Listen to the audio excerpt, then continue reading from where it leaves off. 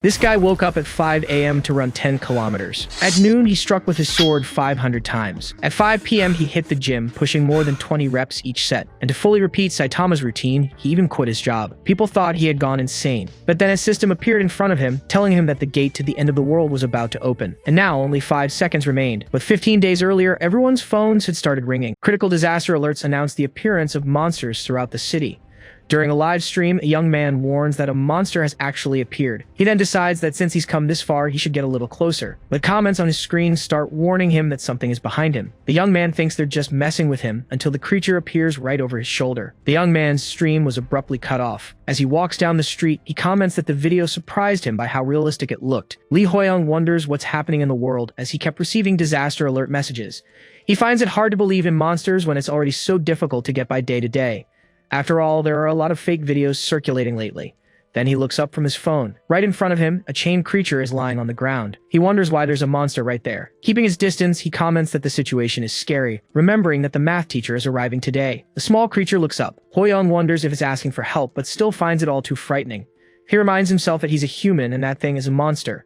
He tells himself he can't afford to feel compassion for a creature like that. Even with that look in its eyes, he can't help. The creature then cries while holding a photograph of its family. Lee Hoyoung's expression changes completely. A system interface opens over the item, identifying it as the Silver Goblin's Pill, which grants an unknown ability when consumed. He ends up helping a monster, and even receiving a gift in return. Hoyoung then wonders what this Silver Goblin's Pill is, questioning if the screen in front of him is a hologram. As he wonders who would eat something so suspicious, a breaking news report interrupts the TV program. The anchor announces that large, unknown buildings have appeared all over the world. These buildings look like towers, and the American Army unit that entered one of them has lost contact. With the appearance of monsters and towers, the apocalypse had truly begun. Standing by the window, he looks at the pill in his hand. Suddenly, an explosion goes off outside. Hoyoung turns around, surprised by what happened. In the streets, people are running amidst chaos and destruction. A man tries to make a phone call in the middle of the confusion. The city is now nothing but a pile of rubble and overturned cars. And in the middle of all the ruin, an immense tower rises. From the top of the structure, you can see the entire devastated city.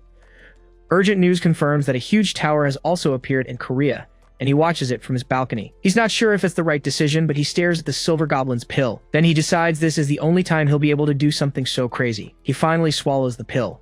A change happens inside him. A status window materializes before him, informing him that he has obtained a guide to survive. A book then materializes in his hands. He wonders what this book is. The book opens completely before his eyes. Pages begin to float out of the object. The guide informs him that the door to the end of days is opening and recommends some quests. He followed the recommendation and gave up everything else for 15 days to focus only on his exercises. But his time was up. The door to the end finally opens before him, and he wonders if this is the end. He comments that this is a bit different from what he imagined as a sword materializes in front of him. A system window informs him that the tutorial is starting and his class has been set to combat swordsmen. The system instructs him to open the status window, but he is faced with too much information to read. His status window displays his attributes as a level 1 combat swordsman. Holding the weapon, he wonders if this means things are really starting. To complete the tutorial, he must either survive in the forest for 60 minutes or find an exit to escape. Then he remembers the sage's status window. The guide advises him to use the full 60 minutes to defeat as many monsters as possible, as the second option would hinder his growth. He realizes the sage's status window made him train because it knew the situation would occur. Based on what the guide said, he decides to face the monsters instead of fleeing the forest. And with the start of the tutorial, he readies himself for action. A small raccoon with a horn appears in front of him. He wonders if that's a monster, finding the creature cuter than he expected. But the one-horned raccoon reveals its true form. The creature then leaps to attack him. He attacks the creature with his basic swordsmanship. After defeating the one-horned raccoon and gaining experience, he concludes the monster was weak because it was part of the tutorial. He realizes that with only 10 mana points, he can only use his skill 5 times. This means he needs to save as much mana as possible while fighting the monsters. So he uses his basic swordsmanship against another advancing creature. The monster is hit squarely by the blow. After gaining more experience, he levels up to 2 and recovers his health and mana points. But a new system notification appears. The screen informs him that he will gain points to increase his attributes with each level. Then the system adjusts his level back to 1, explaining that because he has the sage's status window, he will level up more slowly. He can't believe what he's seeing. The young man wonders when he'll be able to level up, since the penalty made him regress. He finds this a ridiculous obstacle and decides to open his status window. but something catches his eye. Even though he's level 1, he realizes he still has 2 attribute points to distribute. The young man wonders why he still has the attribute points, but as he analyzes the situation, he realizes this might not be a penalty. Then he understands that he may have discovered a much more powerful ability than he ever imagined. Another monster charges forward to attack. He then defeats it with a single slash of his sword. The system levels him up and then resets him back to 1, just as he expected. Even after returning to level 1, his remaining attribute points continue to increase. He realizes it's easier to raise his stats this way than by leveling up normally. With 4 points to distribute, he analyzes his 4 attribute options. Strength and agility would be the best choices for a combat swordsman. Strength would allow for more powerful attacks, while agility would increase his speed and reflexes. But he decides that the attribute he needs most right now is something else. His sensitivity increases by 4 points, and he immediately senses movement in the forest. Another one-horned raccoon is defeated. He notes that the tutorial monsters aren't that strong, being easy to defeat even with his basic stats. The guide reminds him to use all the tutorial time to hunt as many monsters as possible. The problem now is finding enough raccoons within the time limit. With his higher sensitivity stat, it has become much easier to find them, as if he can feel their presence. A secret mission is activated after he defeats all the monsters in the area. A much larger and more imposing one-horned raccoon appears before him. The system informs him that he must defeat the level 2 alpha one-horned raccoon. Then the creature leaps toward him to attack. He dives to the ground to dodge the impact of the charge. The young man stumbles and falls while trying to get up quickly. He barely manages to turn in time, noting the monster's speed. The creature drives its horn into a tree, and he wonders if that's the boss. He collects himself and faces the alpha raccoon, realizing it's different from the others. The monster curls into a ball and charges toward him again, but Hoyoung prepares to counterattack. With a precise strike of his sword, he intercepts the attack and manages to defeat it. After defeating the boss and completing the mission, he notes that he's actually level 7. A notification informs him that the tutorial is complete, and he remarks on how long that hour felt. But as he turns around, he realizes something else is happening. He wonders if the tutorial is really over. Suddenly, he finds himself in a different place, surrounded by a crowd of people. A strange object floats in the center of the large hall. A message welcomes everyone, informing them that they have successfully completed the tutorial. It is then explained that they are in the tower's lobby in region C2557. Hoyoung looks up, questioning what this lobby is. He counts the people around him, wondering if they were all sent here after the tutorial too. It makes sense that everyone is panicking, since the entire world changed in just one day. If he didn't know the world was ending, he would probably be panicking just like them. He calms himself and resolves to get out of this place alive. A woman asks where they are, and a voice replies that this is the Tower of the End. She turns in surprise toward the source of the voice. A small rabbit in a suit appears in the middle of the group. The creature introduces itself as Kumkum, the level 55 manager of the tower's lower floors. People question if he's a child in a costume and if he was the one who brought them here. Kumkum considers that a normal response, but Hoyoung interrupts him to ask a question. He asks what they should do now, if this is really the end of the world. The rabbit points at the young man and says that's an excellent question. He then addresses the 22 players present in the hall. His expression changes completely. Kumkum announces that they will all participate in a game, risking their own lives, leaving the others shocked. Hoyoung watches the scene.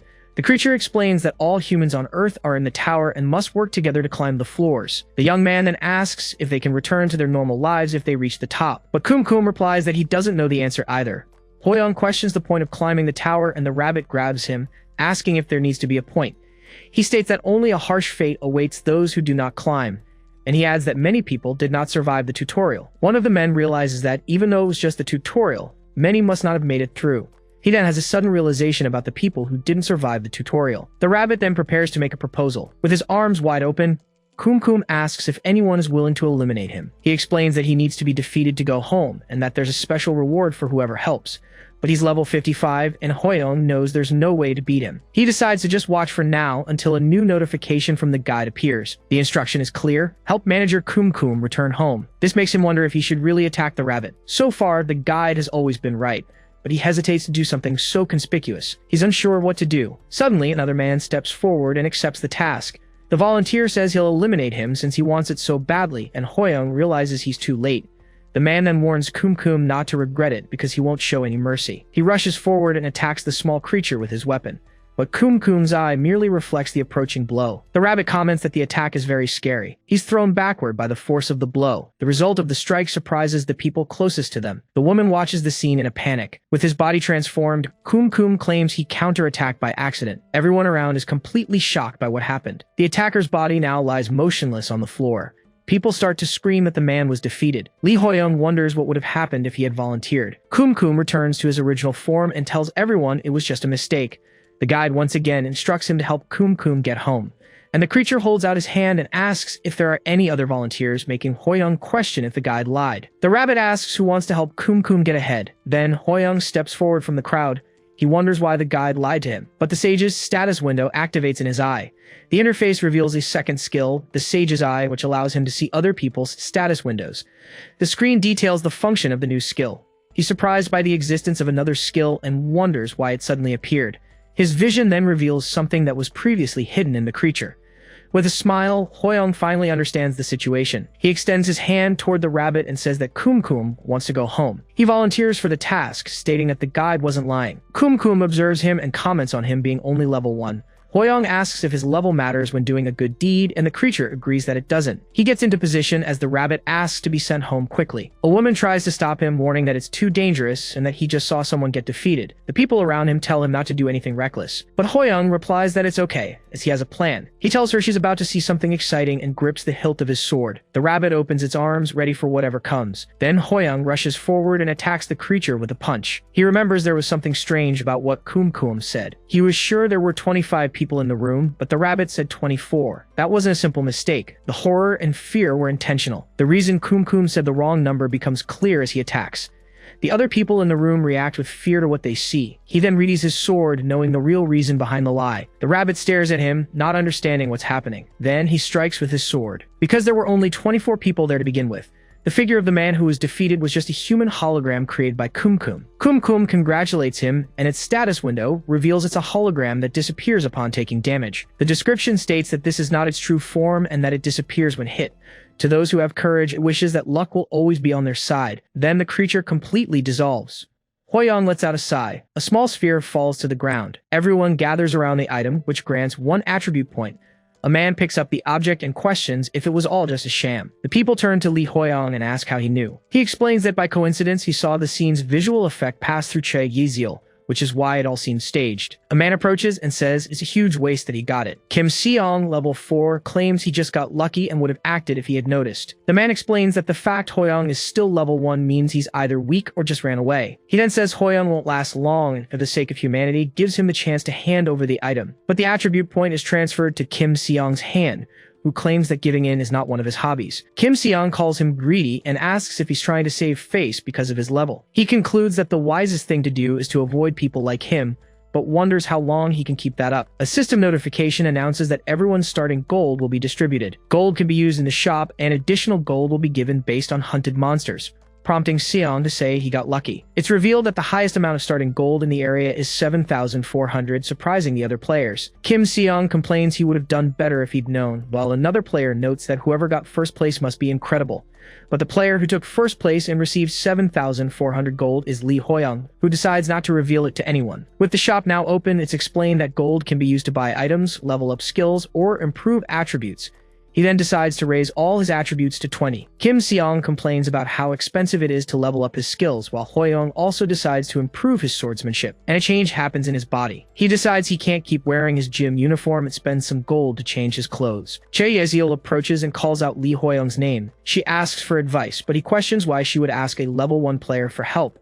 She replies that his level aside, she was very impressed by his bravery. To hide his advantage, he asks how much gold she has, and she honestly replies that she has 800. He deduces that her stamina is low, as she says her main concern is simply being able to walk. So he advises her to invest in that stat to use items longer, and she thanks him for the tip. A system notification announces that the first floor's mission will begin shortly. Everyone is given 30 minutes to form their own 3-person parties, or they will be grouped randomly. Hoyoung realizes the party mission has arrived sooner than he expected. Following Kim Junsong's suggestion, the players begin to reveal their classes to form teams. Che Yeziel invites him to form a party, and he accepts, as he has no reason to refuse a healer. But everyone else he invites refuses, saying they need to think about it before joining his party. Yahello asks what they should do since a level 1 combat swordsman isn't very appealing to others. The level 4 players, on the other hand, have already formed their parties without any trouble. Time runs out and the incomplete teams are randomly filled with the remaining players. As the first floor mission begins, one of the players already laments his bad luck. Kim Seong complains about having to party up with someone he despises, and Hoyoung realizes the situation has come to this. He meets Seong's scornful gaze and wonders if it will be possible to cooperate with him. He concludes that the issue isn't whether it's possible, but that he has to make it possible. Then he looks up at the sky. After all, he'll do whatever it takes to survive here. Their mission is to neutralize the kobold tribe within 12 hours, and they're observing the camp from above. Kim Seong warns them not to get in his way, but Hoyoung reminds him that this is a team mission. Furious, he calls him a loser and asks why he has so much to say when he's just being carried. Hoyoung sighs and agrees to see just how good it is to be carried, deciding to listen to him for now.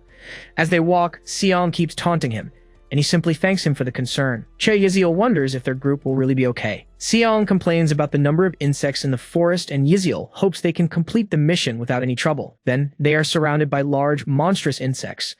Hoyoung simply comments that there are a lot of insects because they're in the mountains, but something between the trees catches his attention. Yahello then calls out his name. She asks if the kobold monster is supposed to be strong, and he replies that it should be manageable, though stronger than the raccoon. He reminds her that they need to stay alert. After all, this is the Tower of the End. Hoyoung suddenly stops. A level 5 kobold appears before them, looking much stronger than expected. Che Yiziel asks what they should do since the monster is obviously stronger, and he suggests they check the surroundings first. But Kim Seong charges forward without hesitation. He says it's because Hoyoung keeps hiding like a coward. Then he leaps toward the monster to attack it alone. The kobold turns, surprised by the sudden charge. Seong yells that it's because he's still level 1 and attacks the creature with a punch. Hidden, the other two watch the scene. A confident smile appears on Kim Seong's face, but the monster catches his fist and he remarks on how well the creature is taking it. The two exchange a series of blows. Hoyoung didn't expect him to be so stubborn, rushing in like that.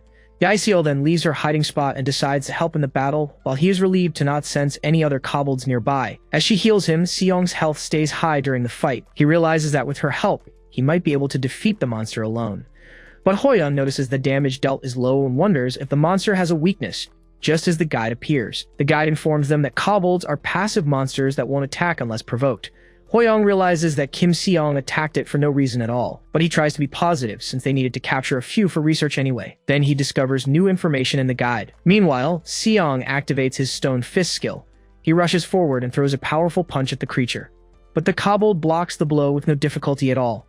The creature turns to face him. Then its level increases to 6, and it bares its fangs. The monster raises its club as another one appears on the battlefield. Seong finds himself in trouble and questions why Lee Hoyoung isn't helping him. A flash of light appears in the forest, and he wonders if that loser ran away. The monster then raises its club to attack him. Yahello warns Kim Seong of the imminent danger. She is then thrown to the ground by the impact of the attack. She gets up quickly. Then she draws her weapon. The monster charges forward to attack, but something is thrown in its direction. The object is struck by Hoyoung's sword. His basic swordsmanship activates, and he hits the creature squarely. The monster recoils from the impact of the blow. Then it begins to disintegrate. The creature falls apart. With the kobold eliminated, the system congratulates him on the victory. Kim Seong calls him a loser, but Che Yiziel calls his name. He then smiles. He had noticed that while the insects ate all the other fruits, they didn't touch those ones. So he summons the poison apple from his inventory, understanding what was happening. The guide explains that kobolds are vulnerable to poison, and it advises him to collect a poison from the mountains to use. He then realizes the poison apple is the key to the first level mission. As he helps Che Yiziel up, she thanks him and Kim Seong recovers on the ground.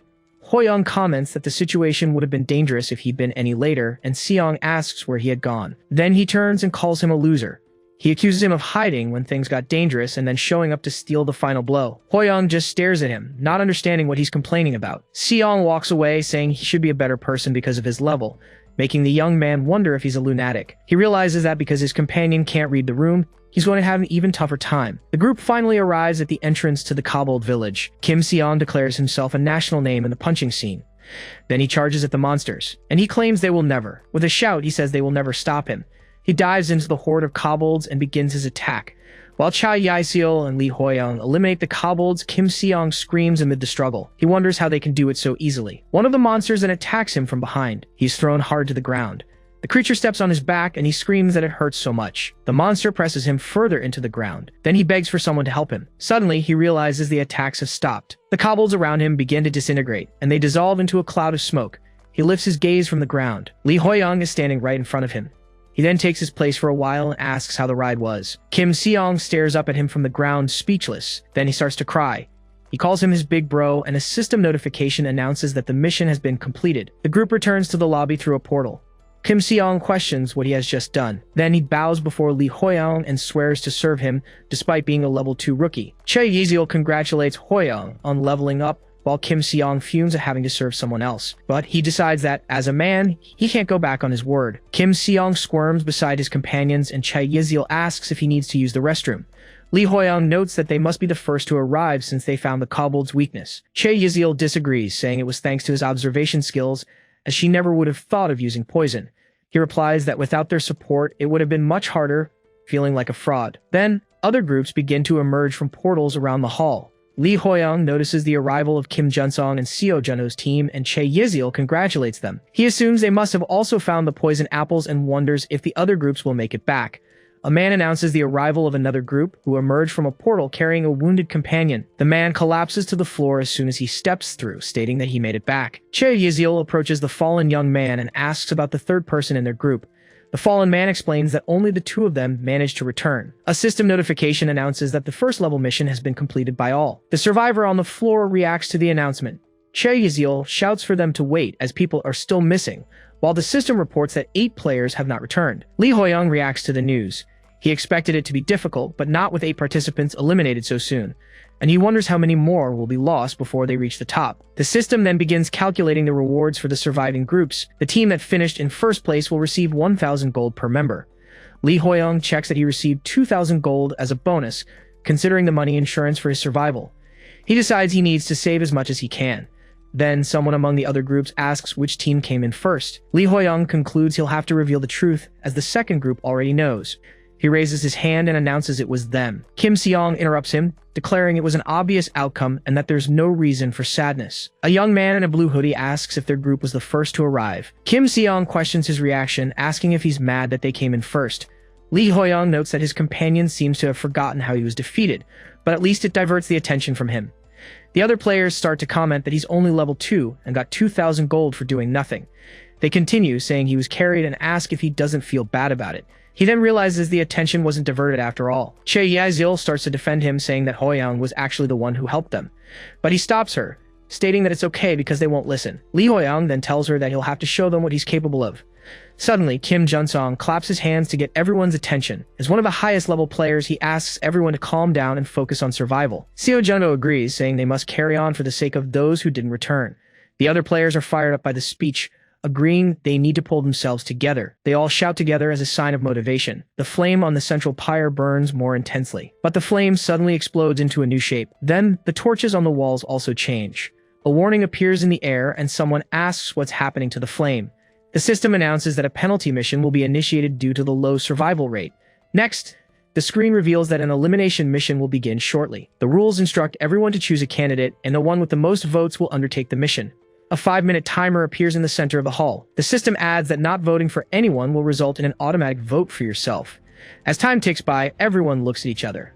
Being voted for here means elimination. As the timer counts down, a man yells for everyone to wait. Chae Yizil suggests that if everyone votes for themselves, no one will have to do the mission. But another survivor questions what would happen if everyone had to go, saying this is no time for arguments. With time running out, people begin to panic. A woman looks to the side, expressing her confusion. Then she points to Lee Hoyoung.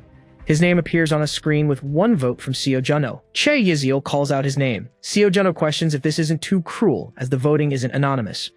He then apologizes, stating they have to choose someone anyway.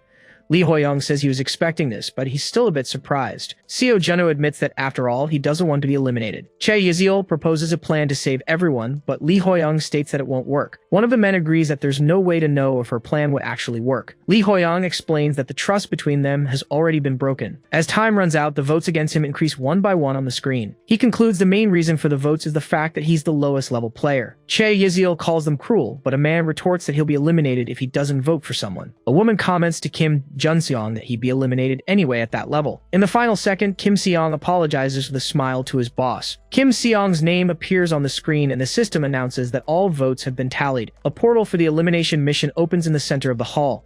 Lee Hoyoung stares at the portal, surrounded by the others, and wonders if this is real. Chae Yizil shouts his name, her hand over her mouth. Kim Seong laughs, saying that with his departure, his problem will be solved and that he's a genius. The candidate has been chosen, and the challenge is set. Leaving the other players behind, he walks toward the portal. He has no choice but to follow the path of the challenge. But at the end of the path, there is no elimination. A system guide window recommends his participation, stating he has a high chance of success. And, in the end, a reward awaits him. Back in the lobby, the remaining players wait in silence. Chae Yeziel asks Kim Seong, who is sitting beside her, if he's okay. Kim Junsong approaches, lamenting that they as comrades have to part ways like this.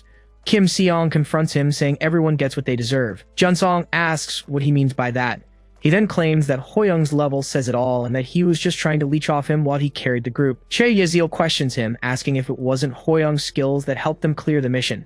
He retorts that it was just luck and that Hoyoung only landed the final blow after he had already weakened the enemy. She then asks if he's sure Hoyoung didn't save him from a dangerous situation. Kim Seong recalls the battle and questions his true abilities, wondering if he'll make it back alive. Kim Junsong intervenes, saying he hopes Lee Hoyoung is as good as Chae Yeziel believes.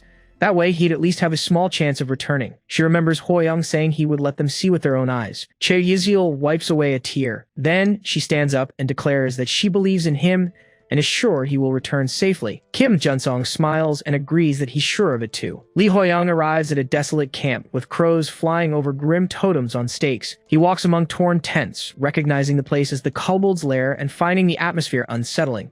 The young man then checks the system guide window again. The message reminds him that even though he considered voting for himself, everything seems to be going in his favor.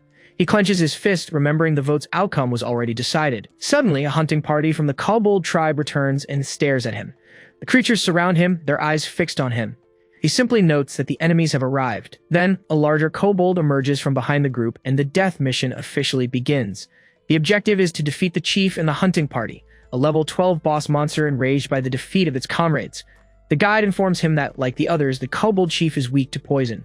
He then crushes a poison apple in his hand. Lee Hoyoung applies the poison to his blade, aware that he's facing a nearly impossible opponent. One of the kobolds lunges forward with a spear to attack him, but he deftly dodges the blow. He dodges and counters, striking the kobold's spear with his sword. His blade locks firmly against the enemy's wooden weapon. Then, he pushes forward and defeats all the surrounding kobolds, stating that with him, things will be different. After dealing with the smaller monsters, he looks at the only one left. His gaze fixes on the final enemy. He then prepares to see what the boss monster of a death mission is like. The chief advances with a powerful strike, but Lee Hoyoung blocks it with his sword. The two blades clash forcefully in the middle of the camp. He realizes the monster minimized the damage by retreating at the moment of impact. The chief takes a stance, revealing an unexpected skill for a monster in this mission. Suddenly, the creature leaps backward, leaving him confused. The monster then turns and simply starts running away from him. While fleeing, the chief seems to feel discomfort and stumbles. Lee Hoyoung catches up and lands several blows, wondering if this was some kind of bonus stage. With the enemy finally defeated, he simply concludes that the situation was good for him. But as he delivers the final blow, his sword is blocked by something.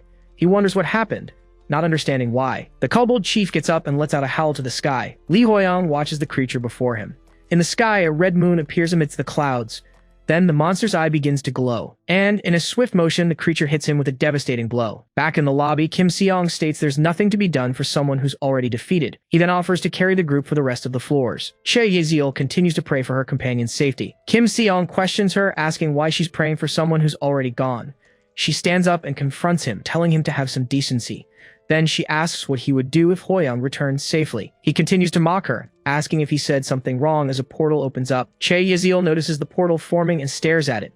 A figure emerges from the portal on the floor, surprising everyone in the hall. Kim Junsong and Seo Junho smile upon seeing who has returned. A mark on Lee Hoyoung's face begins to fade. The damage to his chest also regenerates. The system announces that the player from the death mission has returned alive. With a smile, he announces that he's back and Chae Yeziel screams his name.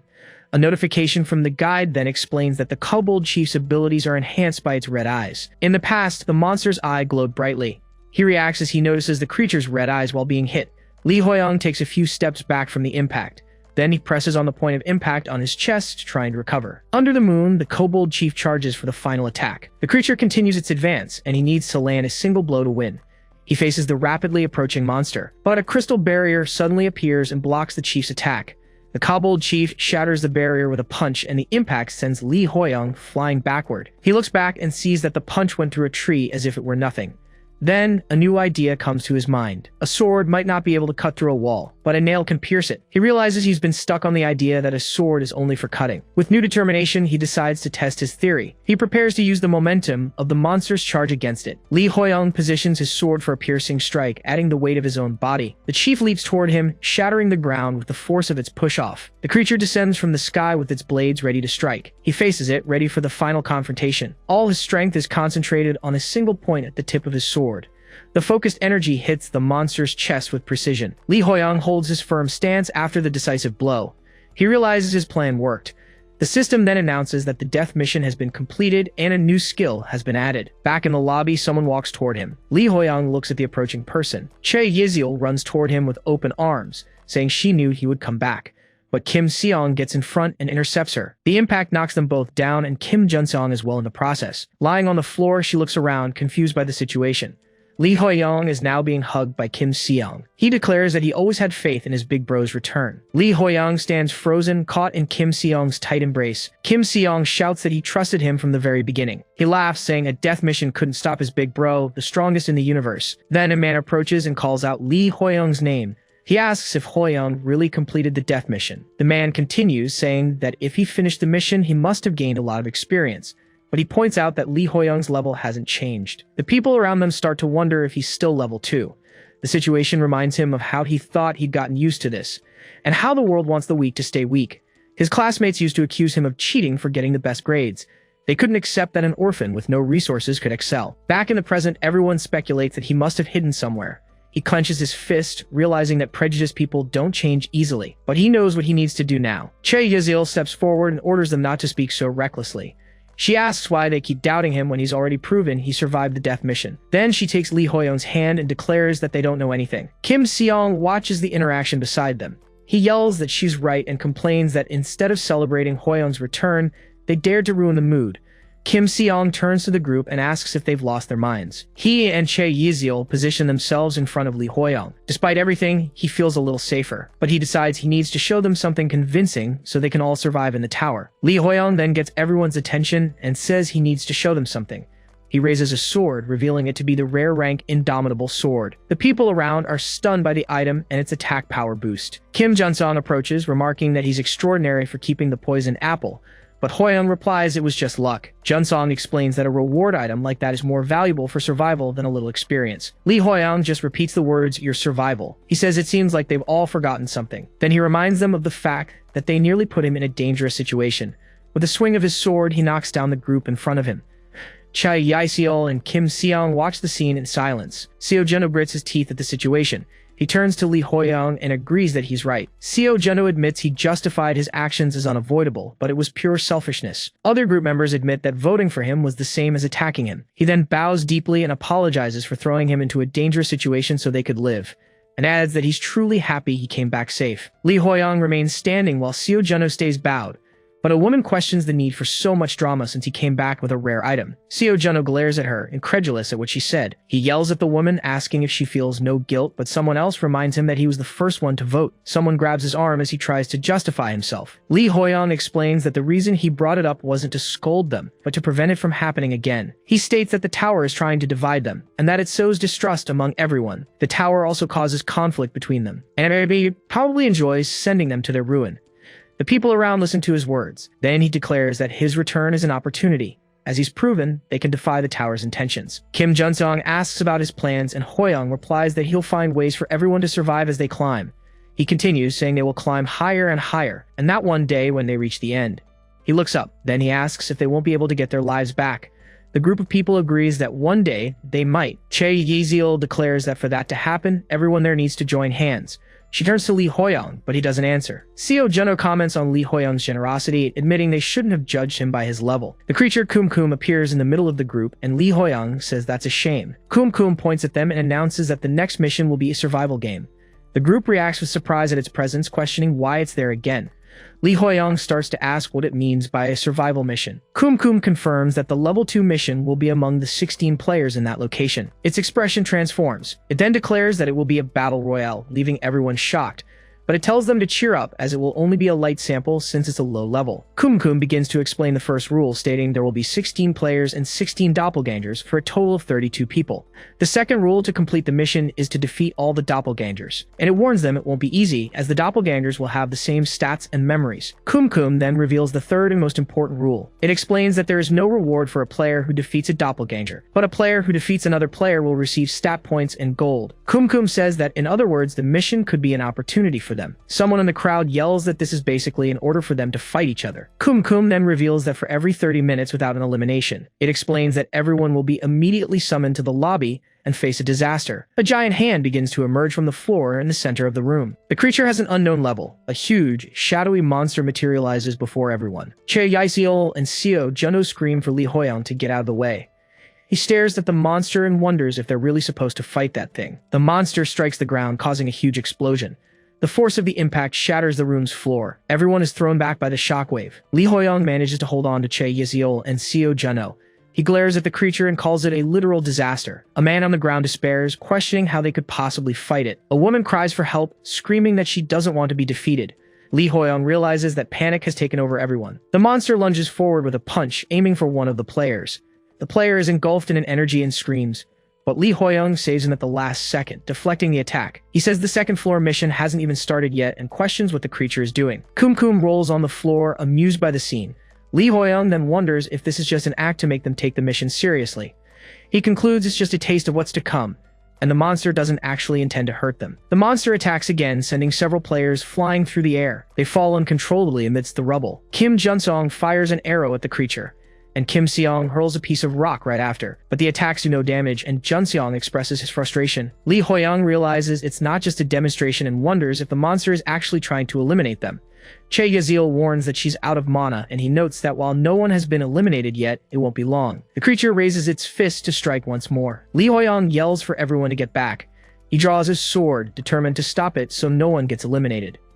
With the synergy between the indomitable sword and the piercing ability, he believes it might just work. He braces for the impact of the descending fist, and believes his attack might have some effect. Then he charges forward and uses the pierce ability. The blow creates a vortex of energy that crashes into the monster. Everyone watches this scene, completely shocked by the power of the attack. Li Huiyang himself is stunned, not understanding the situation. No one can believe what just happened. Then the crowd erupts in celebration. They start chanting Li Huiyang's name, who wonders if his attack was really that strong. He realizes that was unlike anything he's ever experienced as a system window appears. The window informs him that he will enter a state of exhaustion for 3 minutes for using strength beyond his limits. He realizes he's in trouble. His vision darkens as his companions call out to him, but another window appears announcing his exhaustion state has been suspended. Lying on the ground, surrounded by his friends, he says he's truly moved. Seo Juno praises his humility and strength, saying that even his fainting ceremony was perfect. Yahello helps him sit up, and he asks what happened to the disaster. Kum appears and explains that the monster was sent back as it was just a sample, but the creature complains that it wasn't very exciting since everyone is being too friendly with each other. Kum starts to explain that an elimination must occur every 30 minutes, and that means the people standing next to them could be the ones to eliminate them. Everyone reacts to the terrible declaration. He then says his goodbyes, stating that the message has been delivered and he's leaving, and vanishes completely. The group stands in silence in the middle of the hall. Li Huiyang grinds his teeth at the tower's intentions. He wonders if there's really nothing they can do. The hall remains quiet. Someone says out loud that if they don't find the doppelgangers, they'll have to eliminate each other. Another person suggests marking them, but the idea is dismissed, as the doppelgangers share the same memories. Li Huiyang gets everyone's attention. He then says he has something in mind. The group asks him what he has in mind. Li Huiyang begins to explain that during this mission, he alone will do what needs to be done. The declaration leaves everyone completely shocked and confused. He instructs everyone to gather at the highest point on the second floor and to consider anyone who isn't him a doppelganger. A former soldier named An Sichang questions if that's really his plan. A woman then asks why they should obediently follow the plan of someone with a low level. Li Huiyang asks her if she remembers what Kum said. He reminds them that the tower encourages them to confront each other for rewards, and explains that while the instructions are to fight the doppelgangers, the real goal is confrontation between the players. He then states that he no longer wants to be manipulated by the tower and that this is the best solution. The woman still seems to doubt how that could be the best plan, but Kim Junsong raises his hand and agrees with the idea, saying it would reduce the damage. He then looks at Li Huiyang and asks if this means he has a way to tell who is a doppelganger. Li Huiyang confirms with a smile that of course he does. The second floor mission begins with a warning that one person must be eliminated in 30 minutes. As he walks, Kim Seong complains about the plan, finding it reckless and hating that he has to climb mountains. He looks to the side. Then he stops as he senses someone approaching. A voice calls his name, putting him on alert. Li Huiyang appears and asks if he, being so big, thought he wouldn't be seen behind the tree. Kim Seong replies, relieved, saying it was just his big bro. Huiyang's double reveals himself by saying he thought Seong was a doppelganger, but the real Li Huiyang eliminates the imposter with a swing of his sword. He then looks back over his shoulder. Lee Hoyoung states that he alone will carry out the eliminations. Then a screen appears, announcing that the second floor mission has begun and they must eliminate one person in 30 minutes. He notes the count, 16 players versus 16 doppelgangers. Opening the guide window, he smiles upon seeing he got the reward for being the first to reach a certain level of sensitivity. That notification appeared at the exact moment he needed it. He then quickly invests his points into the sensitivity attribute. A new message congratulates him for being the first to reach level 50, granting him the flawless senses ability. The description explains that his 5 senses will be extremely enhanced, allowing him to obtain detailed information from people nearby. Lee Hoyoung opens his hand, feeling as if an enhanced sensory filter has been applied to the world. Suddenly, he turns upon hearing a distant murmur. His eyes widen as he recognizes that voice. His perception expands, reaching a great distance around him. He focuses his hearing on Kim Seong, who is walking alone through the forest. Kim Seong complains out loud, saying he can't believe Hoyoung sent them up the mountain to do nothing.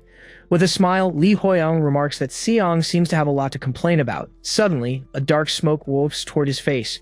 He covers his mouth and questions the source of the foul smell. Then, a strange figure of Kim Seong appears in his perception. Lee Hoyoung realizes that figure is a doppelganger. Elsewhere, Kim Junsong stands before a fallen figure as the system announces the elimination of a doppelganger. He says the imposter acted just like the real one until the moment it was eliminated. Now, with his ability confirmed, Lee Hoyoung hopes the others will follow his instructions. He remembers how everyone seemed to agree with the plan thanks to Junsong's support. His hope is that nothing happens until they reach high ground. But his system message announces that a player has been eliminated, bringing the count down to 15. He can't believe a player has already been taken down. Lee Hoyoung wonders if it was the doppelgangers, another player, or even Seong who caused trouble. With no way of knowing what happened at that moment, he prepares to act. He starts running quickly through the forest to find the one responsible. Far away, someone cuts a tree in half with 2 strikes. While one doppelganger was being eliminated, another player was also taken out, and now Lee Hoyoung wonders where the culprit is. His eyes focus as he uses his ability. His vision expands, and he locates someone standing beside a fallen figure in the forest. The figure he spots is a doppelganger standing over the victim. Lee Hoyoung says he's found him and prepares to attack. He then leaps from the tree and charges at the doppelganger. The target is identified as Go Yongwoo, level 5. With a single strike, Lee Hoyoung eliminates Go Yongwoo's doppelganger. He looks at the figures on the ground and states that he eliminated the imposter before it could cause more havoc. Then, he turns to the other victim, Lee Byung-chul, and wishes him rest. But as he kneels, he realizes something here is strange. Lee Hoyoung notices that Go Yongwoo's weapon is a long, bladeless sword. He then observes that the wound on Lee Byung-chul's body was not caused by a sword. Lee Hoyoung uses his perception again to search the distance. His vision focuses on Kim Junsong holding a bow, revealing the wound was caused by an arrow. Lee Hoyoung hides behind a tree, wondering if there's another culprit. In the distance, a silhouette asks him who's there, and he wonders if it's a player. Kim Junsong looks at an arrow in his shoulder and wonders if his doppelganger shot it. He keeps his bow aimed at Lee Hoyoung, who approaches and asks if he's okay. Lee Hoyoung then tells him to stop right where he is. Junsong explains that since he doesn't know who the doppelganger is, he asks him to keep a safe distance. Next to the fallen figure, Hoyoung reveals he just eliminated a doppelganger and asks if that isn't enough proof of his identity. Kim Junsong stares at him in silence for a moment. He finally lowers his bow and admits that it really is Hoyoung. But before he can finish warning him about his doppelganger, he's struck by an arrow. Lee Hoyoung rushes toward him as his body falls from the tree branch. Sometime later, he carries the injured man through the forest. Lee Hoyoung presses on, carrying his companion. He apologizes, saying that if he hadn't let the other one escape, no one would have been eliminated. Kim Junsong replies that the idea of someone else with his face hurting others is terrifying. Lee Hoyoung states that it's not his fault, as they are all victims of the tower and need to focus on getting out alive. He suddenly turns his head. Seo Junho and Chae Yiziel run toward them, calling out for Hoyoung. Relieved, Yiziel says she was worried because she heard 2 players had already been eliminated. She approaches Junsong and offers to heal his wound. But Lee Hoyoung orders her to stand back, revealing with his sword in hand that they are doppelgangers. Seo Junho asks if he's serious. Then their features transform, revealing they are imposters. Junho's double moves forward, saying he's very disappointed in Hoyoung. He clashes his sword with Hoyoung's and asks if he still holds a grudge from the elimination mission. Junsong aims his bow at Yiziel's double and says he'll take care of her. The double's confidence as she approaches catches Lee Hoyoung's attention. He knows that with Yiziel's memories, she should know his true strength. Then the double attacks him, and he blocks the blow, questioning the situation. The second double's attack makes him realize the truth about Junsong's doppelganger. Lee Hoyoung dodges the double's attack with a backflip. He rushes forward as Junsong's doppelganger falls in the background, defeated. Then, an arrow grazes his face. The projectile smashes into a stone wall. The arrow embeds itself in the rock, very close to where he was standing. A cut marks his cheek. He turns and comments, "What a shame." Kim Junsong then reveals he thought he had him in checkmate. Slightly injured, Lee Hoyoung turns around. Kim Junsong then reveals himself next to the doppelgangers, stating he thought it was checkmate. In a swift move, Lee Hoyoung had eliminated Go Yongwoo's doppelganger. The system then announced the defeat of another imposter, bringing the countdown to 13. A smile forms on Kim Junsong's face. He peeks from behind a tree and says bingo, revealing he's a former Wonyang fisherman. His technique is depicted like fishing, and his hobby is revealed to be human fishing. He apologizes for speaking in dialect, saying he got a little excited. Then he asks Lee Hoyoung what kind of emotions he's feeling right now. He questions if it might be betrayal, futility, or perhaps rage. Junsong's face contorts as he screams the last word. He then lets out a laugh. Lee Hoyoung smiles and says he was wondering when he would show his true colors, finding him more intense than he imagined. Kim Junsong questions him for speaking as if he already knew he would be betrayed. Lee Hoyoung remembers carrying the injured Kim Junsong just moments before. He then reveals that he can see other people's status windows and that Junsong's stats have increased greatly. Kim Junsong remains silent beside the two doppelgangers. He comments that Hoyoung gets more interesting over time, but Hoyoung tells him to cut the chatter. Then Lee Hoyoung questions his motives, asking if he wanted gold and stats that badly. He continues, asking if it was to the point of eliminating other people. Kim Junsong simply asks if he needs a reason. He explains that in this world, when he eliminates people, not only is he not penalized, but he's also rewarded. A single leaf falls as he smiles. He fires an arrow, shouting, "How could I not eliminate them?" Lee Hoyoung reflects that he had wondered if there was a situation forcing him to do this. He faces the arrow flying straight towards him, but he was wrong and he manages to dodge the attack. Hoyoung realizes he simply wore a mask and held back for a moment like this. Lee Hoyoung comes to the conclusion that this guy is just a cruel and dangerous opponent. He watches the trio of opponents advancing toward him. Seo Jundo's doppelganger leaps and attacks with his sword. Lee Hoyoung dodges with a quick sideways movement. He uses the impact of his sword on the ground to propel himself away. In the air, he deflects a volley of arrows, recognizing the same old trick. But a second arrow appears, catching him by surprise. He manages to dodge at the last second. With a circular motion of his sword, he stops the projectile. Lee Hoyoung lands on the ground, composing himself after the attack. He understands that his opponent hasn't shown all his cards yet. From a crouched position, he watches his enemy's next moves. The area's best close-quarters combatant is supported by the best healer. An a ranged attacker, stronger than both of them, readies his bow. Lee Hoyoung realizes this is a combination with no openings. Lee Hoyoung comments that he doesn't know how he convinced the doppelgangers, but admits he seems well prepared. Kim Junsong replies that for a big catch, he needed all this, and that Hoyoung is tougher than he expected. He then says that this way is better, because he can take his time watching Hoyoung struggle until he's defeated. Lee Hoyoung stares at him seriously. Kim Junsong readies his bow. He yells at his companions, asking what they're doing. Then he fires, saying it's time to pull up the nets. Lee Hoyoung's face remains focused. His flawless senses skill activates. He realizes this is definitely an exceptionally well-balanced team. The attacks come from all directions with no chance of escape. His analysis reveals the stats of Chai Yaiseol's doppelganger level 7, and also those of Seo Jundo's doppelganger level 8, but the arrows and swords close in to strike him dead on. The screen reveals Lee Hoyoung's stats level 2 with senses at level 50. Then, the arrows are simply stopped. He lunges forward and attacks Seo Jundo's doppelganger, who is already hit by projectiles. Facing this overwhelming force, Chai Yaiseol's doppelganger prepares to act next. The doppelganger then readies a support skill. Her hand glows as she prepares to aid her companion. Before she can act, Lee Hoyoung neutralizes her with his sword. He finishes his attack, proving that a good team composition means nothing. Two system messages announce the doppelganger's defeat as Kim Junsong watches from a distance. Kim Junsong starts to laugh nervously at the situation. His face then shows his apprehension. He falls to his knees. Lee Hoyoung stares at him, showing no reaction. Kim Junsong then begs Hoyoung to spare his life. On the ground, he admits he became obsessed with the rewards and lost control for a moment. Kim Junsong bows and says he grew impatient seeing how good Hoyoung was, crossing a line he shouldn't have. He then begs for forgiveness just this once. While repeating his plea, he prepares to lunge. Then he attacks with an arrow, yelling for Hoyoung to just go down. Lee Hoyoung stops him with a single swing of his sword. He then stands still, his arm wounded. Defeated, Kim Junsong can only limit the outcome. He realizes his target wasn't just some ordinary opponent, but a much bigger catch than he ever expected. The system announces a player has been defeated as Lee Hoyoung watches the fallen figure on the ground. Sword still in hand, he reflects on having to stop an opponent. A system message then informs him that with the previous challenger's defeat, he's earned a chance to become the Star Vanquisher. An energy starts to surround him as he wonders what's happening. The notification explains that if he accepts, he'll get a stat bonus and the doppelganger's support. And if he ultimately becomes the Star Vanquisher, he'll receive a tremendous benefit. A dark silhouette materializes above him. He brings a hand to his head, reacting to the influx of energy. The energy condenses into a single point. A hand forms from that concentration of power. A female figure emerges, and the system asks if he would like to accept the challenge. Li Huiyang stares at the system's proposal. He finally understands that the reason Junsong could command the doppelgangers was because of that challenge. Setting that aside, he is faced with a list of benefits, including legendary rank equipment and skills. He swallows hard as he considers the offer. He reflects that, although he didn't like the idea of defeating doppelgangers, he managed to do it because he knew they weren't human. But he knows he'll face more situations where he'll have to fight humans, and one of them could be the next Star Vanquisher challenger. As the message with the challenge's benefits appears again, he considers the proposal. Still, the female figure stares at him, waiting for an answer. He then touches the screen and refuses the offer. Li Huiyang states that he won't become unhinged like Kim Junsong.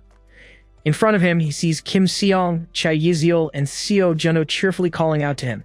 His eyes widen for a moment. Kim Seong questions him with an exaggerated expression about why he took so long. Li Huiyang then wonders if maybe he should become unhinged. He turns to the gathered group and thanks them for following his difficult proposal. One of the survivors asks what they'll do now and if he can really tell the doppelgangers apart. He confirms that yes, he's sure about his ability. Li Huiyang begins by thanking everyone for following his instructions. And then he takes a step forward. Li Huiyang realizes something has appeared. Then, his doppelganger appears with a smile on his face. The other players are confused, unsure which of the two Huiyangs to trust. He faces the group and his lookalike in front of him. The two face each other, identical in appearance. The group stands silent amidst the standoff. Li Huiyang admits the situation has become complicated as he wanted to defeat his lookalike before getting there. But his plan was ruined by the unexpected variable that was Kim Junsong. The two Huiyangs face off with the other players standing behind them. He understands this has become a chess match between him and his lookalike. One of the survivors demands he explain the situation and asks if he defeated the doppelgangers as he'd said. The survivor then asks who the defeated doppelgangers are. Huiyang's lookalike remains silent for a moment. Li Huiyang begins to explain that there are 8 people in total who had either their player or their doppelganger defeated. He then states that if he reveals the 5 doppelgangers he defeated, they'll naturally know the identities of the remaining imposters. He understands that if he proves this fact, he can prove he is a player. But the two start speaking at the same time. They then present conflicting lists with the names of the defeated doppelgangers. The other players react with shock and uncertainty at the situation.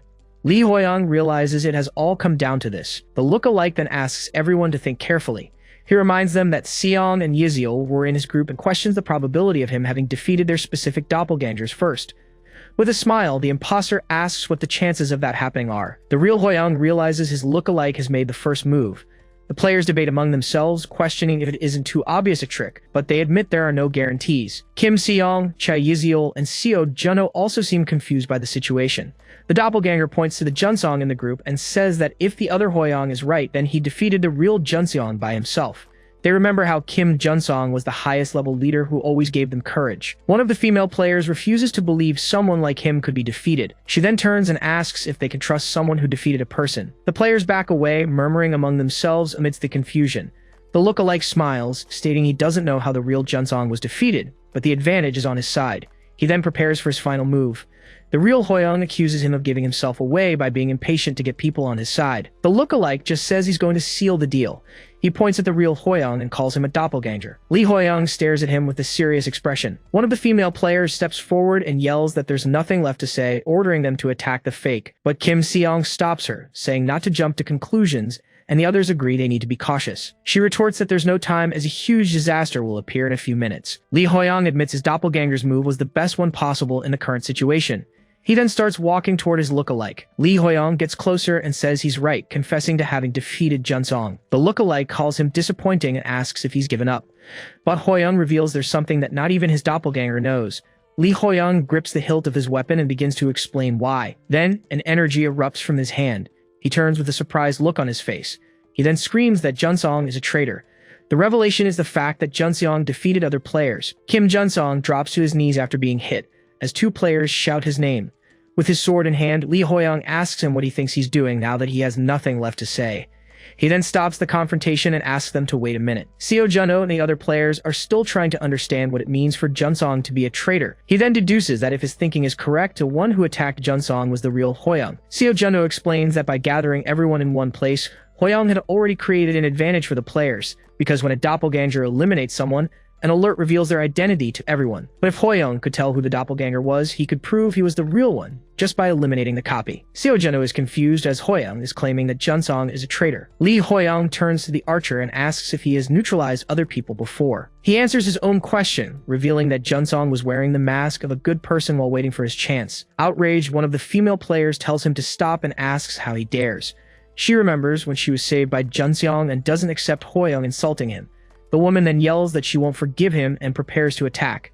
Suddenly, something stops her mid-motion. She looks back confused and sees that she's been hit by an arrow. Kim Junsong stares at her from the ground, still holding the bow after firing. A system notification announces that a player has been eliminated, shocking everyone with the new member count. Lee Hoyoung reacts with irritation, surprised that Junseong still had the strength to move. With his head down, the archer starts to laugh and claims that this was exactly it. He raises his face in a loud laugh and shouts that this was the kind of expression he wanted to see. Then, another notification announces that a doppelganger has been eliminated, updating the member count again. An Si-chang approaches and apologizes to Hoyoung for doubting him. The former soldier then asks what they need to do now. Hoyoung watches him approach. The other players finally understand that a doppelganger was eliminated and that this is the real Hoyoung. But a group of doppelgangers draws their swords, preparing for battle. The players turn to Lee Hoyoung and ask him what to do, promising to follow his orders. He gets a sense of deja vu, finding himself in the leader position again. His eyes open with determination. Lee Hoyoung prepares to announce his final plan to the group. One of the doppelgangers charges forward, yelling that since things have come to this, it's all or nothing. The doppelganger strikes one of the players with his sword, but Hoyoung yells no, because they will take all the gold the doppelgangers have. He then declares they will use the gold to increase their stats and charges into battle. The players face their doppelgangers, receiving stat boosts with every blow. Lee Hoyoung states that the doppelgangers are no longer a match for them, and he finishes by saying that they have all become stronger than they were yesterday. The scene shows that the doppelgangers' stats were the same as the players when they first entered the second floor. Because they had increased their stats with gold, they managed to complete the mission without any more casualties. But gathered after the battle, the mood among the survivors is heavy. Hoyoung reflects that if it weren't for Junsong, they could have survived without anyone being eliminated. An Si-chang laments, likely the most disappointed since he was in the same group as the traitor. Lee Hoyoung admits his own disappointment, as his goal was to clear the floor with 0 casualties. He then imagines the situation in the other regions must be worse, with no guide and with others following a path of conflict. He concludes that the fights from now on will likely become more intense, and he believes there must be a good reason for his ability to read the guide even though he's weak. With a clenched fist, he decides he'll do his best to save as many people as possible as long as there are those who trust him. Then, a hand reaches out to him. An Si-chang thanks Hoyoung for their survival, but Hoyoung credits the victory to everyone who followed his plan. Si-chang deduces that since Hoyoung is still level 2, he must have a special ability in exchange for his slow progression. Lee Hoyoung recognizes that Si-chang's caution and decisiveness will be a great help in the future. The former soldier bows in a sincere apology for doubting him, and the other players follow suit. But Hoyoung gestures, saying they don't need to apologize. Kim Seong boasts about having recognized his potential, but Chai Yizil claims she was the first to realize how extraordinary he was. An Si-chang straightens up and says he knows it might seem shameless after everything. Then he asks Hoyoung to lead them from now on. Lee Hoyoung stares at him for a moment and accepts the request with a smile. A scene from 5 minutes earlier shows that after the battle, one doppelganger still remained, leaving the players confused. As one player asks where the last one is, Lee Hoyoung quietly moves away from the group. He stops alone in the middle of the forest near some bushes. Then he attacks the bushes, and a notification announces that a doppelganger has been eliminated and the mission is complete. The system announces that gold rewards will be calculated according to each person's contribution. The players are surprised and happy to see they're also receiving gold. Kim Seong starts laughing confidently.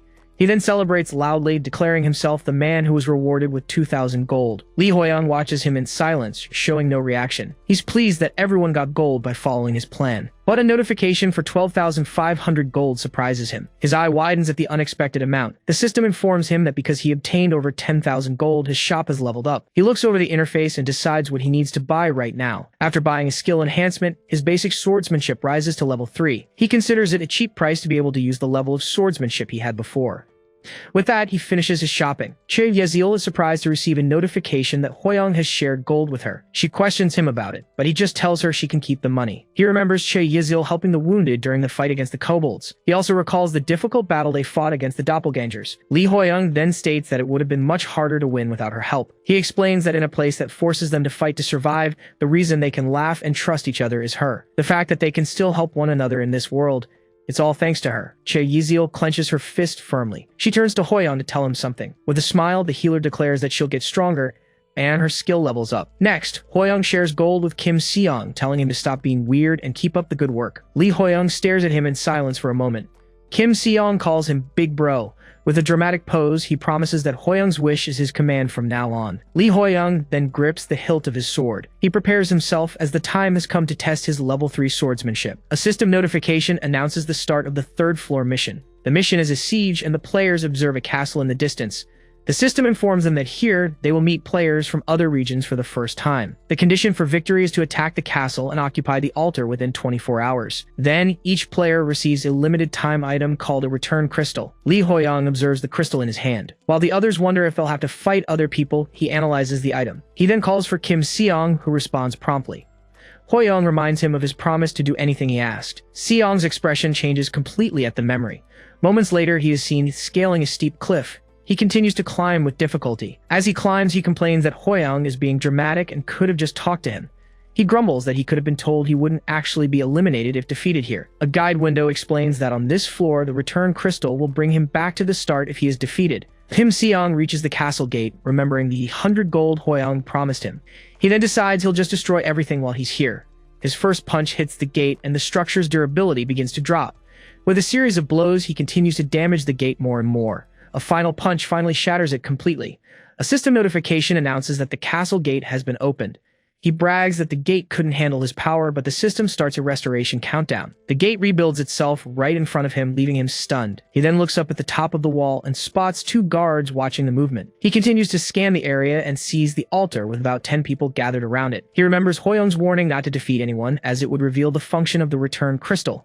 But Seong believes they are just weak opponents, afraid of a single person. He decides he will simply defeat them all. Suddenly, Kim Seong is thrown backward as he's hit in the head by a shot. He reacts stunned by the surprise attack. Then he drops to his knees, clutching his head. Still confused, he looks ahead with blurred vision while trying to catch his breath. His vision focuses on the altar as he tries to identify the threat. A woman is pointing a gun in his direction. Lee Hoyoung reacts upon seeing that the enemy player has a gun. Back with the group, Kim Seong confirms it, explaining that the gun fires magic projectiles that hurt him badly. Hoyoung finds this strange since not even An Sechang, a soldier, has such a weapon. He then remembers the benefits granted to a Scourge of the Stars and understands the situation. It becomes clear to him that the enemy they face is a Scourge of the Stars. He clenches his fist, anticipating a tough fight ahead. Yahello touches his arm to get his attention. She then tells him not to worry. With a smile, she assures him she'll have his back. Seo Junho and the other players also get ready for the fight, while Kim Seong yells that the sniper will be defeated. With a smile, Lee Hoyoung says that's great and prepares to announce their plan. Drops of sweat drip to the floor as a man trembles, leaning on the ground. In the background, a woman yawns before a crowd of players waiting in silence. Lee Hoyoung activates his flawless senses, a powerful benefit he gained in his last mission. He gets a clear view of the top of the castle wall. He spots just 2 guards on the wall, exactly as Kim Seong had mentioned. Seong returns to the battlefield and shouts to the guards that they've met again. He wonders if the enemies will figure out about the crystals, but Hoyoung explains they'll likely think it's a unique skill of his. Atop the wall, the 2 guards ready their bows. Yahello notices a fast movement coming toward her. Then the archers fire their arrows simultaneously. Kim Seong reacts in surprise as the attack is completely different from what happened before. The enemy arrows are intercepted in midair by other arrows. Lee Hoyoung declares this is their chance and leaps. He uses Seong's shoulder as a springboard, launching himself into the air. While Hoyoung ascends, one of the arrows hits Kim Seong. The guards look up and are surprised to see him flying toward them. With a single motion, he takes down both enemies with his sword. He declares that was their only shot. Seo Junho understands that the enemies will find out about the crystal, so they need to defeat them quickly. The players advance toward the gate, seizing the opportunity to attack. Kim Seong shouts he can destroy the gate in 5 punches and tells everyone to follow him closely. He prepares for the attack, but as he uses his stone fist, he's thrown back by an unexpected impact. The gate is destroyed in a single blow and can no longer be restored, while Yahello heals the fallen Kim Seong. From atop the wall, Lee Hoyoung watches the scene in surprise. The fallen guard tells him he doesn't know why they were allowed to live, but that this mindset will cost them. Through the shattered gate, the gunslinger and her group are visible on the other side. He warns him that woman will take advantage of the situation. The woman aims her gun with a determined look. Lee Hoyoung confirms his suspicions upon seeing the status window, which reveals she is a star assassin. He's amazed to see she's level 13 and wonders if she defeated everyone on the 2nd floor. An image shows the star assassin standing over a defeated player. The star assassin fires her gun directly at him. The shot hits him in the chest, leaving him surprised. The impact throws him to the ground and he sits up to catch his breath. He drinks a potion, impressed by the gunslinger's hostility and lack of hesitation. But he's relieved to have prepared his Kalia's leather armor in advance. Peeking over the wall, he notices that each magic bullet consumes 10 mana. He deduces that if she has the same shop level as him, she can't buy mana recovery items yet. The gunslinger watches the battlefield, weapon in hand. Hoyoung calculates she only has 13 shots left and prepares to advance. He decides they need to push forward, and his group rushes into battle. The two groups clash in a direct confrontation. The players charge forward, running and shouting amidst the chaos. The Star Assassin fires another one of her bullets. The shot hits one of the players in the chest. One of the players suggests they find cover and advance in a zigzag pattern to dodge the shots. Lee Hoyoung explains that the gunslinger can't endlessly use the bullets that injured Seong as they consume mana, remembering the plan he had asked one of them to take just a single shot. One of the players is hit, but protective plate on his chest absorbs the impact. Even injured, he prepares to advance with a determined smile. The Star Assassin fires several times, and the player runs toward her, taking the hits. Che Yazil gets ready to heal him, revealing the group's strategy. The gunslinger watches them in silence for a moment. Then, she shoves one of her own teammates, forcing him to fight. She yells for her team to advance, and everyone rushes into the confrontation. Lee Hoyoung understands that what happens next will decide the outcome, and they need to reach the altar quickly. One of the enemy players charges and tries to hit him with a sword, but Hoyoung defends against the blow with his own weapon. He then blocks an attack from a second approaching enemy, and manages to strike the first opponent with the hilt of his sword. In the middle of the fight, a magic bullet approaches him. Seo Juno shoves him aside and blocks the bullet with his sword. The impact sends his sword flying. The Star Assassin is surprised they reacted to her shots. Even injured, Juno yells for Hoyoung to advance quickly. Lee Hoyoung glares at him with a furious expression. Che Yazil struggles to maintain a protective barrier. As more players are defeated and return, he laments the continuous losses. He understands the gunslinger knows they return even after defeat, but he can't understand how she can defeat people with that expression. The Star Assassin faces him with a faint smile. A blue-haired man comments that their group is quite interesting. Lee Hoyoung grips the hilt of his sword tightly. He then charges forward and begins to fight using his level 3 swordsmanship. His blade hits the ground as he prepares for his next move. Suddenly, a man with a gun appears to confront the gunslinger. He fires a shot that collides with hers, causing a massive explosion in the courtyard. Kim Seong warns the two players that they're in a tough spot now. He explains that now that their companion has reached the altar, they no longer need to hold back. With a smile, he shouts that they don't have to hold back anymore. Then he uses his power and strikes the ground, sending the enemies flying. As the players are knocked away, the gunslinger and Hoyoung face off on the altar. The gunslinger questions how he can be so strong at only level 2. With a smile, he retorts that what's strange is her already being at level 13. She stares at him in silence for a moment. Then, Hoyoung's footsteps on the altar, activating it. An energy expands from his feet. A notification informs him that he has occupied the altar and needs to remove the opposing player. He understands that it takes 3 people to fully occupy the altar. But before that, the gunslinger readies her weapon. Lee Hoyoung points the gun he picked up. He rushes towards her, determined to stop her. The gunslinger fires her weapon in a quick shot. She's surprised to see him deflect the shots with his sword and gun. He then prepares to counterattack. The woman leaps back, dodging his advance on the altar. Then she fires several times while still in the air. The gunslinger refuses to believe it. She wonders if he predicted her movements, since he dodges every shot.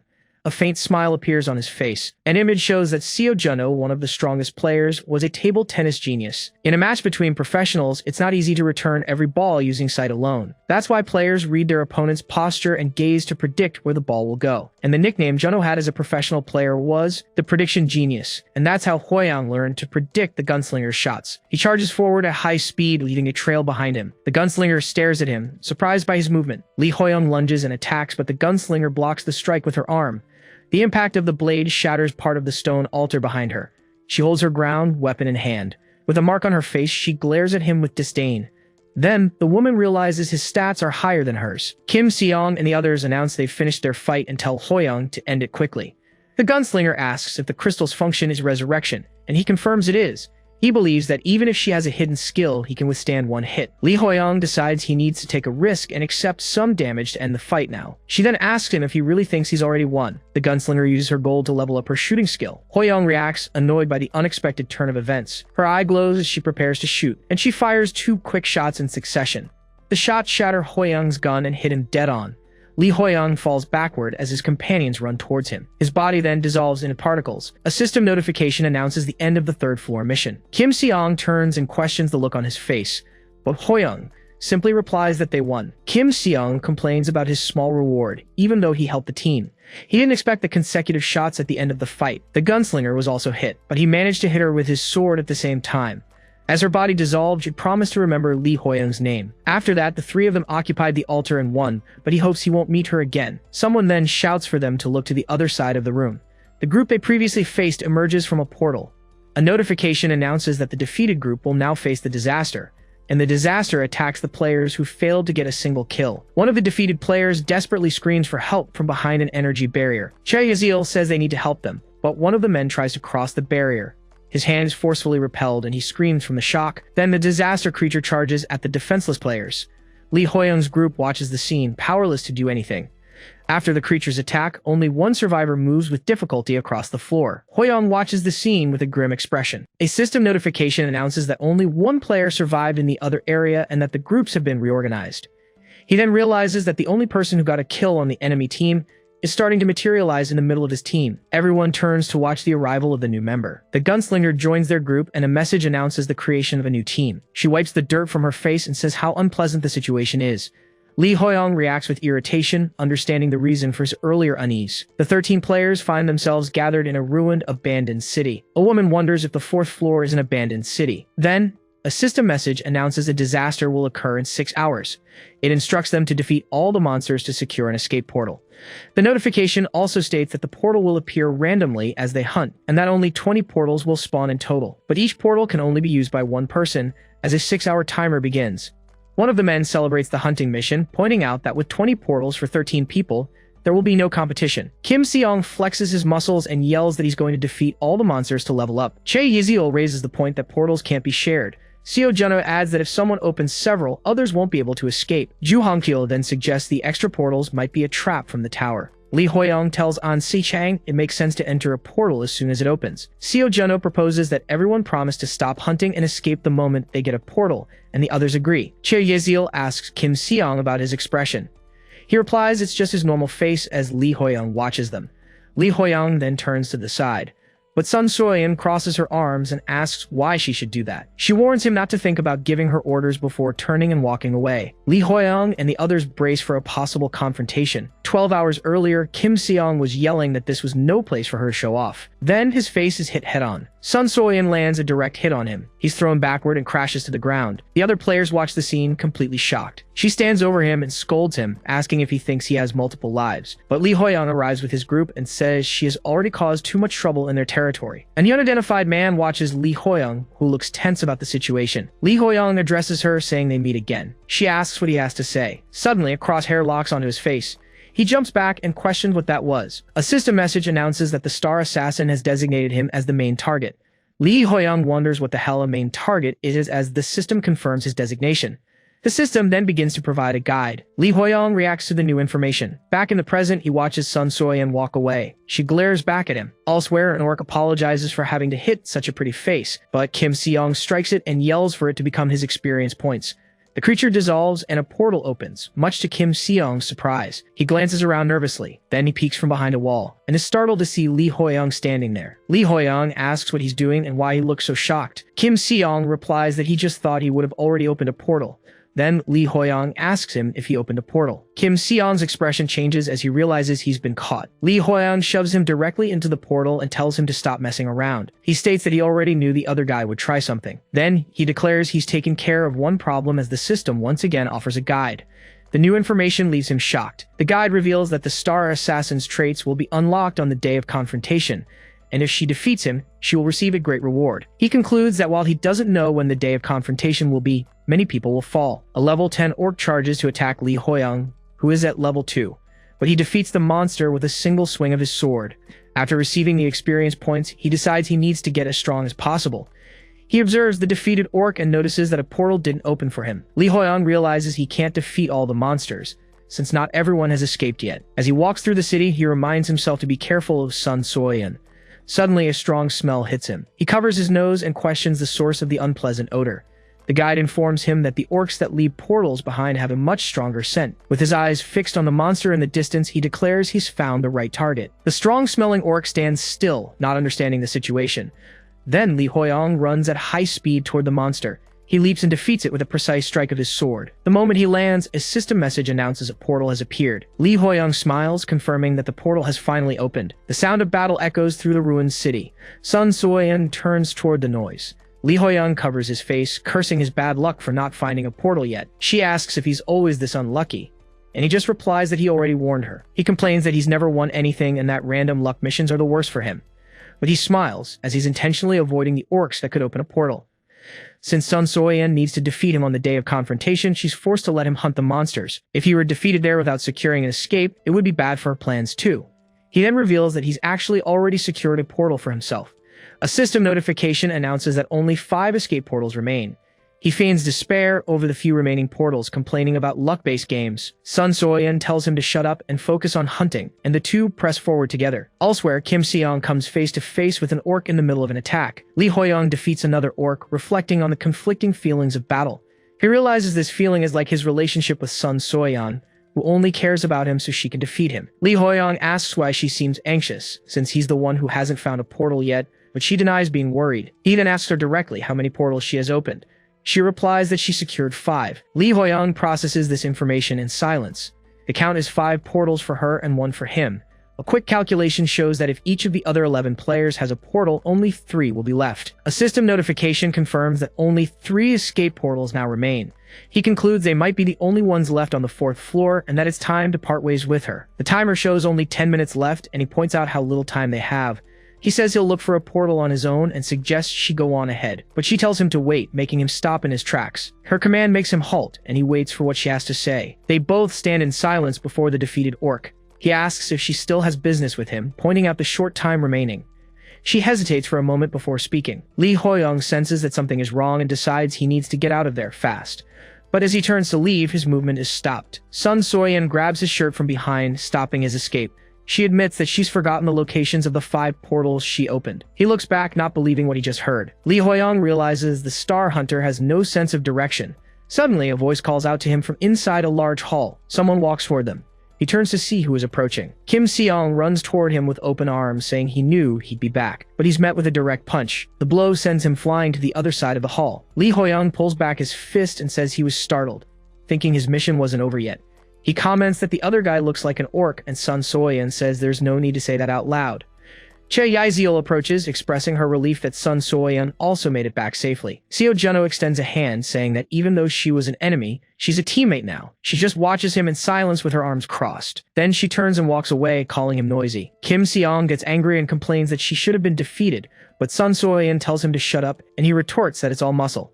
He flexes his muscles to prove his point, while Lee Hoyoung wonders if he should have left her behind. He decides to see this as a chance to make her owe him one, but he knows he still needs to be careful around her, even if she won't do anything until the day of confrontation. Meanwhile, the other players comment that everyone seems to have gotten used to the situation. Suddenly, something catches Lee Hoyoung's attention. A white rabbit in a suit appears in the middle of the hall and introduces itself. The rabbit's head is then enveloped by an unknown energy. Sun Soyeon immediately points her weapon at it and asks why the rabbit is here again. She fires without hesitation, surprising Lee Hoyoung with her hostile reception. A monstrous creature emerges from within the rabbit and lunges at her. The monster attacks her but is hit head-on by the shot. She stumbles back from the force of the impact. Lee Hoyoung watches the scene intently. Lying on the ground, Sun Soyeon refers to the creature as the monster rabbit. Lee Hoyoung wonders how she was thrown back so easily, but he reconsiders that perhaps the rabbit was holding back, questioning if the Star Hunter is the weakest in the tower. The rabbit tells everyone to calm down as it's still too early for it to leave. The other players continue to watch the scene in silence. Then, the rabbit announces to everyone that it's time to go on the next mission. The rabbit then proposes that before they go to the next floor, they should change the lobby's background. Lee Hoyoung reacts to the unexpected suggestion. The hall transforms into a giant library. From that moment on, the rabbit instructs everyone to choose one book each. He warns that the book could be useful for survival or useless, leading them to an unfavorable fate, and that the decision is theirs. Kim Seong refuses to let a book decide his fate, while Seo Junho wonders if he can find a swordsmanship manual. The rabbit adds that the book's contents cannot be revealed and that they will all disappear at the start of the next mission. He hopes everyone selects a book they won't regret. Then the rabbit vanishes before everyone's eyes. A man questions if that's all, and another shouts for everyone to start looking for the book they need. The players spread out through the martial arts and sword technique sections. Lee Hoyoung observes that everyone is searching in categories related to their classes as expected, but he hesitates before starting his search. The guide instructs him to choose the book Monopoly of Connections of the SSS rank Regressor, in the romance section. A notification confirms his choice, informing him that he cannot exchange the book nor reveal its contents to anyone else. Lee Hoyong looks at the cover and concludes the title already seems quite useless, but he decides to read it, certain it was recommended for a reason. After flipping through a few pages, he realizes it's a cliché fantasy. He looks away with a disappointed expression. Seo Juno learns a new swordsmanship technique called thawing swordsmanship. Kim Seong acquires the Fist King's Punch skill. Che Yazil obtains the knowledge of the Eastern Doctor.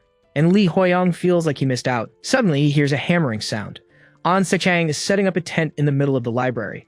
Lee Hoyong watches him and wonders what kind of book he read. He continues to hear the repetitive sound of hammering. Sun Soyan is striking a wooden dummy of the rabbit, promising to defeat it next time. He watches her from a distance in silence. Lee Hoyong decides it's best to avoid her as the system announces that time is up. The scenery changes and they find themselves in a modern classroom with several desks. He wonders who those people are, noticing that time seems to have stopped around them. One female player comments to another that they seem to have gotten younger and the other agrees. Lee Hoyong wonders if they've returned to their student days to fit the mission's setting. He observes Kim Seong and notes that he just looks like a version of himself with a shaved head. Someone comments that Hoyong doesn't look that different. Then he observes Che Yizil in her younger version. Seo Juno compliments her appearance and she returns the compliment. Lee Hoyong approaches a girl with glasses and asks if she's Sun Soyan. She glares at him and asks what he's looking at, clenching her fist. He concludes she hasn't changed much either as she turns to adjust her glasses. A static sound comes from a speaker on the classroom wall. Lee Hoyong looks up toward the noise. The rabbit's voice echoes through the room, asking if they are enjoying the youth that was returned to them. The rabbit announces that the 5th floor mission is role-playing, and they are all now cadets in a hunter academy. He explains that for the next 4 days they will receive missions, and if they fail, they will face a high-risk mission. The players react with surprise, realizing that failing a single mission will lead to a severe outcome. Lee Hoyong reflects that while he has survived, a high-risk mission would be too difficult for an ordinary player. He regrets choosing a novel instead of a sword technique manual. The rabbit then prepares to speak again. He announces that he will give everyone the necessary memories for the role-playing. Beams of energy strike each of the players' heads. Lee Hoyong is also hit, forcibly receiving the new memories. He clutches his head, feeling the discomfort of the information being implanted. The system message confirms the memories have been installed, leaving him breathless.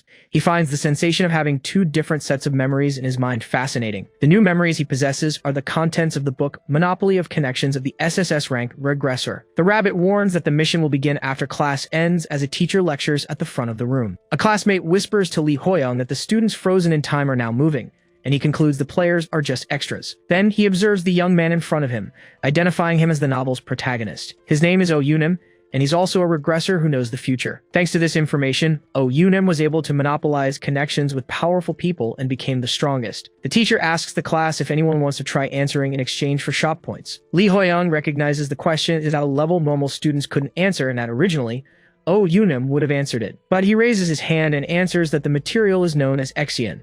He adds that Professor Brown's team at Columbia University is researching the subject. The professor is impressed and calls him a genius. Then Lee Hoyong receives the points and finally understands why the guide recommended that novel to him. He concludes that he doesn't need any sword technique or martial arts manuals. Oh Yunim turns to face him. Lee Hoyong then smiles, determined to take all those connections for himself first. The academy bells ring, signaling the end of class and the start of the mission. Kim Seong asks Lee Hoyong how he knew about the action, and he lies, saying it was in the memories he received.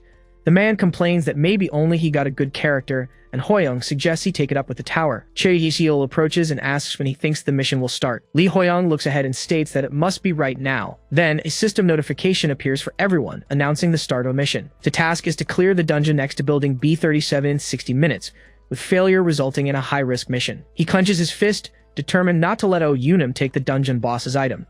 One of the players shouts for everyone to hurry, and the group runs toward the location. Oh Yunim enters the orc's lair and is surprised to see the entrance. He turns around upon hearing Lee Hoyong and his group entering right behind him and questions how they got there. Everyone is transported to the bottom of the dungeon, landing among several orcs. Lee Hoyong charges forward and attacks one of the monsters with his sword. The orc is hit squarely by the blow.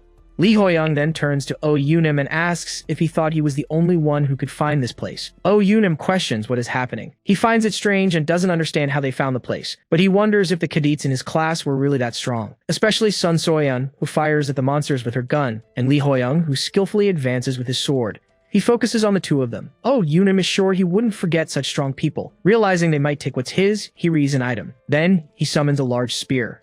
He prepares to attack all the monsters at once. An attack strikes the battlefield. Li Huiyang and Sun Suoyan turn toward the attack. The blow defeats all the orcs and monsters in the dungeon. With that, the spear returns, and he finally holds the item in his hands. Oh Yunim takes a stance with his spear in hand.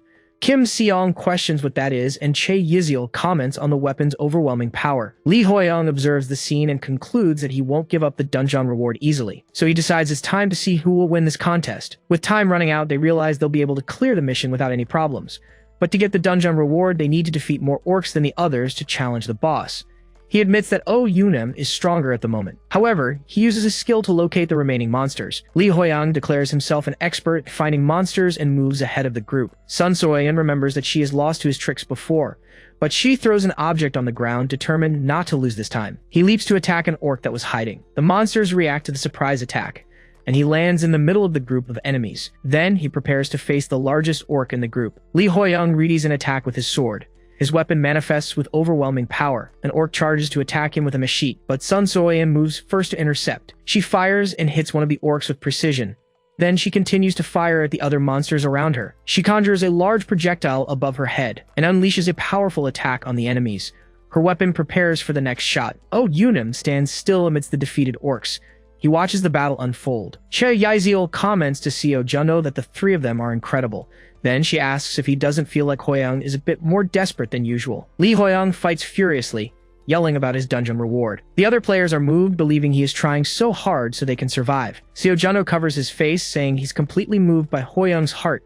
He then raises his sword in the air and shouts for everyone to try even harder for Huiyang, their light. The players cheer for him, leaving Li Huiyang completely confused by the reaction. He stops for a moment to catch his breath, the tip of his sword resting on the ground. A system message announces that the orcs have been defeated and the boss room has appeared. Then, another notification begins to announce who has earned the right to challenge the boss, and the name revealed is Oh Yunim, to Li Huiyang's surprise. One of the players laments that even with his effort, it wasn't enough. Li Huiyang wonders if he'll have to just give up. Oh Yunim approaches the door to enter the boss room, but Li Huiyang calls out to him, making him stop with his hand on the door. He asks Oh Yunim to give him the right to challenge the boss monster, leaving the other man confused. Then he asks if the regressor doesn't want to know something, the way to end his endless chain of regressions. He smiles, determined not to give up so easily.